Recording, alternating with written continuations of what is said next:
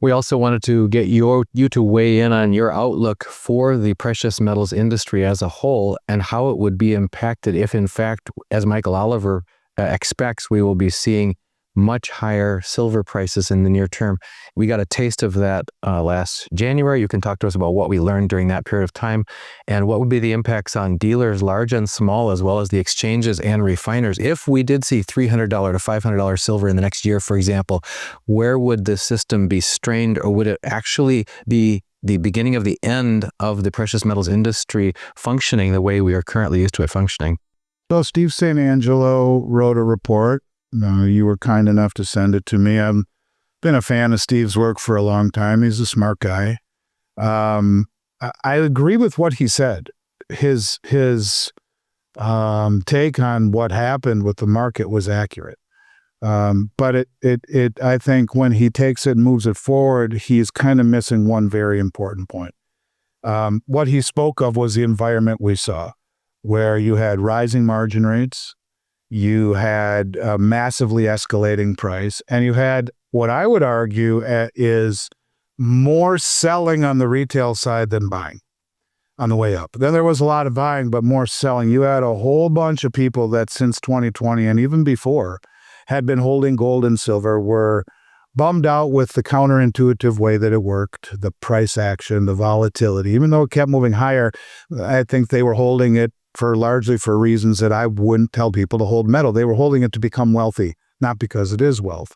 And I would argue those people are gone. They have let go. They're not coming back. A lot of those people. And they walked away with profits. As it went up above $100, we saw tremendous selling. Now, that selling came into an environment of massively higher margin costs of 300%, and the rebalancing of the ETFs the first 2 weeks of the year, plus the first couple of weeks of the year, the big primary distributors have to take allocations for the new product from the mints. They're obliged to. So you have massive selling, raising margins, rebalancing of ETFs. Those two things alone are guaranteed to crush the price, plus demands by the mints, if you are a primary distributor, take their 2026 allocations. Couldn't have happened at a worse time. So he was saying that the bids were horrible because what was happening was that the cost of maintaining the inventory ran head first into rising costs, into rebalancing of the over-levered ETFs that guaranteed a cascading of selling to rebalance, to put those prospectuses in line, coupled with you have to take millions and millions and millions of dollars worth of new stuff, and everyone's selling.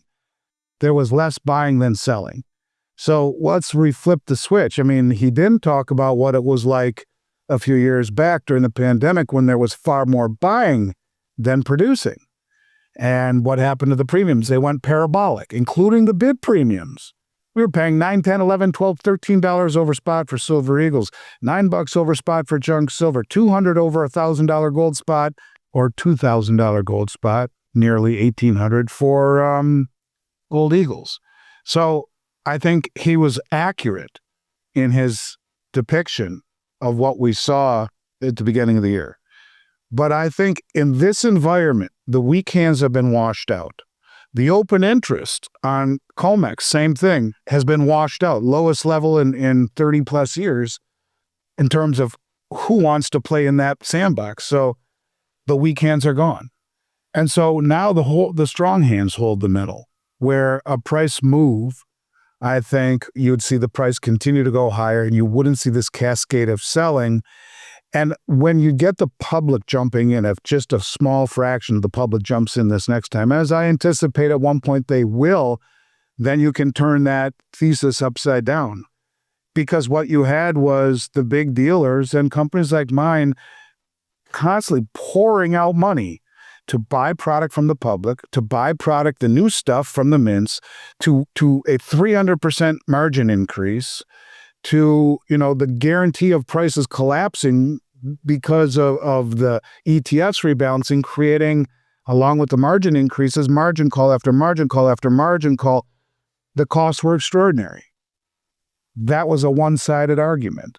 What happens if the script gets flipped and the public starts buying and there's more buying than there is selling because the selling's been exhausted?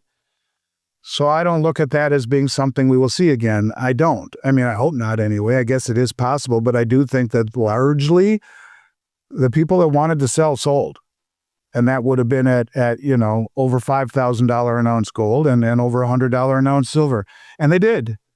I don't think you'll see that this time, as it will be more about rushing to get what they can in an environment where 10 stocks have held up the entire market for months upon months, in a market where the Dow Jones relationship to the S&P 500 is at its lowest level in the history of the two markets.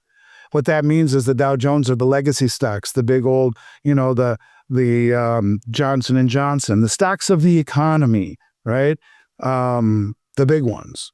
And they're at their lowest level related to the S&P, which is all about financialization and digitization and AI, not the productivity of the United States. And you look at the S&P 500 and you see 7 to 10 stocks holding it up, 490 falling. You're seeing a period of time where you have all-time highs in the S&P, followed by, look at most of the stocks on the S&P, they're hitting all-time lows. So this isn't a situation where everything is all messed up in many ways, and including that last environment where the public sold, the big money bought, and the CME group raised margins at the very worst time, knowing that the ETFs would be rebalanced, knowing that the primary distributors at the same time would be required to take new allocations. I mean, if this was the worst time for that stuff to happen, and it created an environment that Steve St. Angelo articulated well. But I think it ignores the public's involvement in the next move. And if the public jumps in, then that environment becomes as fluid and the market becomes fluid and liquid as ever. It's just, it can't be one-sided, or that creates a lot of problems.